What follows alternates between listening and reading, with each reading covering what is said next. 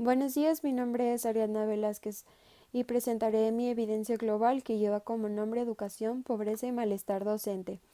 Desde los años 90, la educación ocupa un lugar fundamental en la agenda global de lucha contra la pobreza.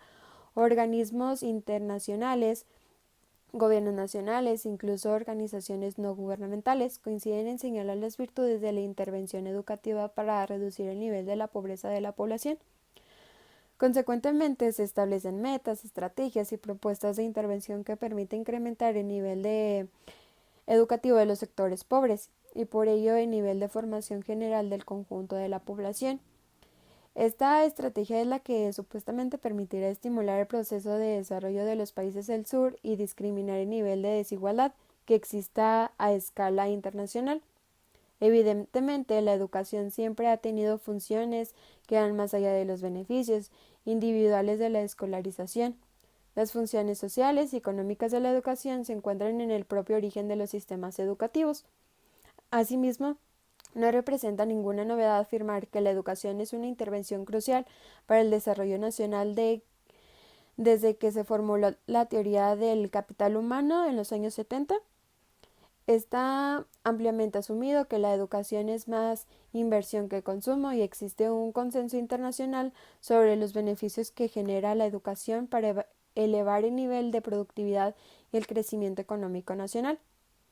El tema preocupa porque el número de personas pobres en el mundo no deja de crecer o creer y por lo tanto lo relaciona con el tema también malestar docente, porque a pesar de que en la actualidad existe un nivel de riqueza mundial y estrés en cualquier periodo histórico anterior y de que el personaje de población mundial que vive en condiciones de pobreza, esto es la pobreza relativa, está decreciendo en términos absolutos. La pobreza mundial muestra cambios extremadamente limitados e incluso en algunos países la situación ha empeorado respecto a décadas anteriores.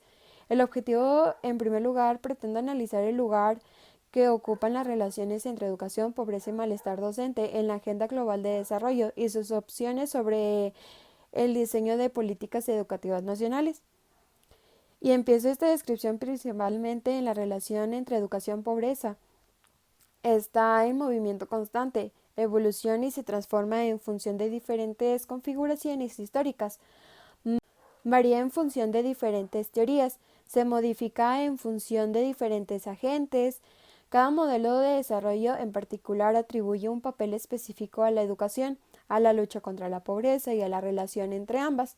Constituye un marco de referencia a partir del cual establece prioridades, agendas y políticas. Este video pretendo abordar la relación entre educación y pobreza establecida en la Agenda Internacional para el Desarrollo posterior a la Segunda Guerra Mundial. El primer apartado, destinado integrantemente a analizar las propuestas de las denominadas teorías clásicas del desarrollo, específicamente pretende explorar la respuesta de dichas teorías a preguntas como las que siguen: ¿qué se entiende por desarrollo? ¿Cuáles son las causas de la pobreza? ¿Cuáles son las mejores políticas para abordarlas? ¿Qué papel juega la educación en la explicación de los niveles de la pobreza y desarrollo?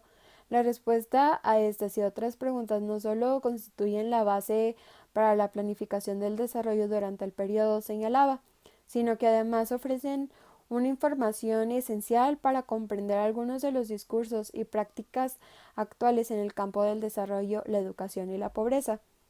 Basada en esta información, los temas de la Unidad 2 después de la Segunda Guerra Mundial, un nuevo desafío se incorporó a la agenda internacional: la lucha contra la pobreza en el tercer mundo. La descolonización en África, Asia, América Latina hizo emerger nuevos estados, con ello nuevas preguntas y debates a la agenda internacional. La cuestión central era cómo promover el desarrollo económico y la estabilidad política de los países recién independizados y cómo evitar el surgimiento de las condiciones que condujeron a la guerra. En este contexto, el problema del desarrollo de los países recién creados se consolidó como uno de los ejes centrales de discusión en los países occidentales y se extendió un consenso generalizado entre la opinión pública con respecto a la necesidad de mejorar su situación. El enfoque dominante en la teoría y la práctica del desarrollo en este periodo fue sin duda alguna la teoría de la modernización, Desde esta perspectiva, el concepto de desarrollo se equiparó casi automáticamente con el de crecimiento económico y se le contribuyó un doble finalidad de mejorar el nivel de vida de los países del tercer mundo, es decir, reducir sus niveles de pobreza y extender progresivamente el modelo de sociedad occidental. La teoría de la modernización, por tanto, concibe el desarrollo como un proceso eminentemente nacional. Después de esta perspectiva, la falta de desarrollo se explica con el resultado de factores nacionales, la falta de escritura productiva adecuada, instituciones poco diferenciadas, valores tradicionales, etc., y las soluciones frente a la subordinidad.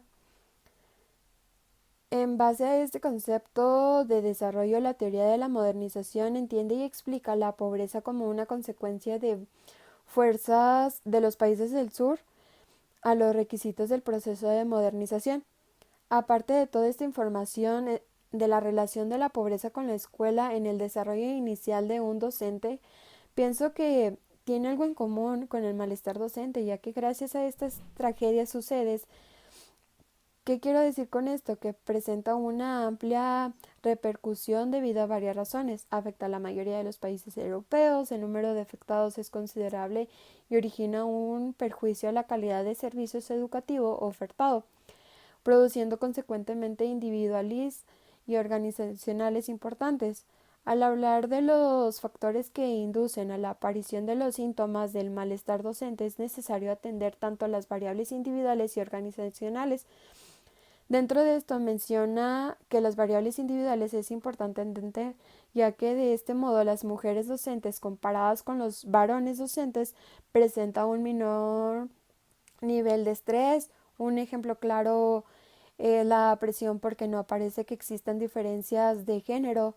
Tomando en cuenta la edad de los profesores, algunos trabajos no han obtenido diferencias estadísticamente significativas respecto al grado de estrés laboral y depresión. Cuando los síntomas del malestar docente pasemos a analizar ahora las relaciones existen entre los tres principales síntomas, así que se puede decir que se observan ciertas dificultades para establecer distintas nítidas entre ansiedad y depresión, y ello se explica precisamente por las fuentes correlacionales positivas encontradas entre ambas variables.